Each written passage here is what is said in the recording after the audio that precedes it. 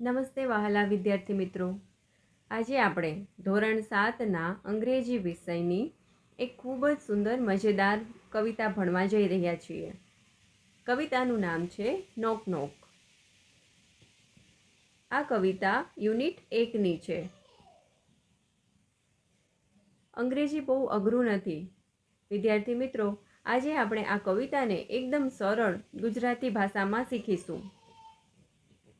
સૌથી પહેલાં આપણે કવિતામાં આવતા થોડા શબ્દોના અર્થ સમજી લઈએ, જેથી કવિતા ભણવાની વધુ મજા આવે. પહેલો જ અર્થ શું થાય? નોક નોક એટલે દરવાજો ખટખટાવવો.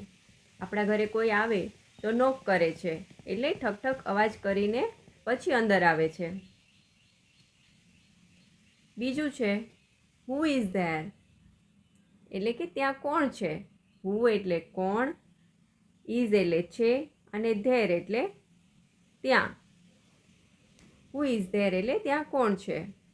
ક્લીન સ્વચ્છ, રિવર એટલે નદી, ડર્ટી એટલે ગંદો, સ્મોક એટલે ધુમાડો, ફ્રેશ એટલે તાજી અને એર એટલે હવા, પોલ્યુટેડ એટલે પ્રદૂષિત, ડસ્ટબિન એટલે કચરાપેટી, વેલકમ એટલે સ્વાગત, નોટ એટલે નથી અને અલાઉડ એટલે અંદર આવવાની મનાઈ છે. તો મોટા ભાગના જે અઘરા લાગતા સ્પેલિંગ આપણે અહીંયા ભણી લીધા છે. હવે આગળ જોઈએ. હવે આપણે કવિતાની કડીવાર સમજૂતી જોઈએ. નોક નોક નોક નોક, 2 વખત દરવાજો ખટખટાવાય છે. હુ ઇઝ ધેર, હુ એટલે કોણ, ઇઝ એટલે છે અને ધેર એટલે ત્યાં. ત્યાં કોણ છે એમ દરવાજાની અંદરથી પૂછવામાં આવે છે. તો બહાર રહેલ જવાબ આપે છે, આઈ એમ અ ક્લીન રિવર, હું ચોખ્ખી નદી છું. અંદરથી જવાબ આપે છે, you are welcome dear, you are એટલે તમે, વેલકમ એટલે સ્વાગત છે, ડિયર એટલે વહાલા, વહાલી નદી તારું સ્વાગત છે. કારણ કે સ્વચ્છ નદી આપણને ગમે છે એટલે આપણે તેને આવકારીએ છીએ. નોક નોક નોક નોક, 2 વખત દરવાજો ખટખટાવાય છે. અંદરથી પૂછવામાં આવે છે, હુ ઇઝ ધેર, ત્યાં કોણ છે. બહારથી જવાબ આપે છે કે આઈ એમ અ dirty smoke.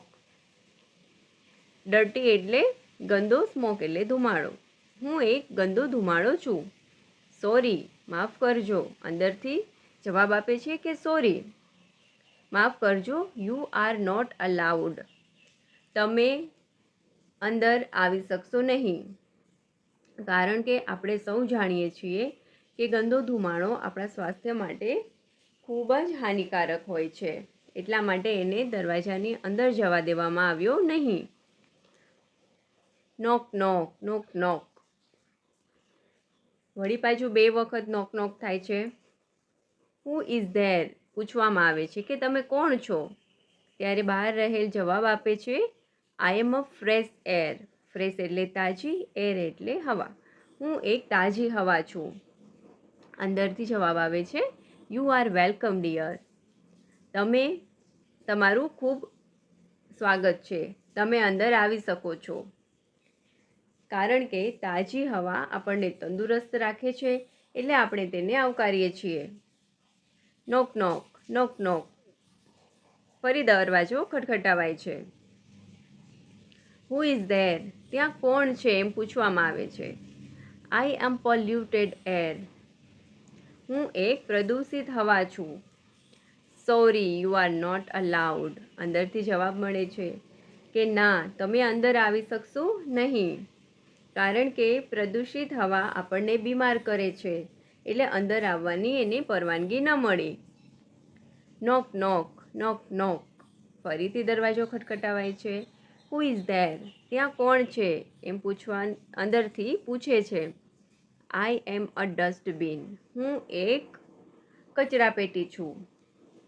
You are very useful, તમે ખૂબ જ ઉપયોગી છો. એ રીતે અંદરથી જવાબ મળે છે. યુ આર વેલકમ ડિયર, તારું ખૂબ ખૂબ સ્વાગત છે વહાલી. ડસ્ટબિનનું સ્વાગત શા માટે કરવામાં આવ્યું?